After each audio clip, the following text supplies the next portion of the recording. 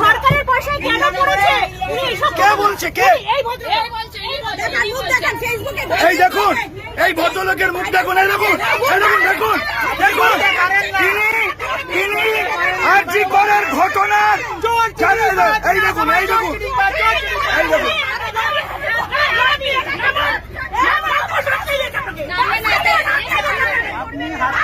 দেখুন, এই ভদ্রলোক আরজি করের ঘটনাকে, ওই নারী নির্যাতনকে সমর্থন করছে, বলছেন যে এগুলো বাড়াবাড়ি হচ্ছে। উনি এই ঘটনাকে সমর্থন করছেন।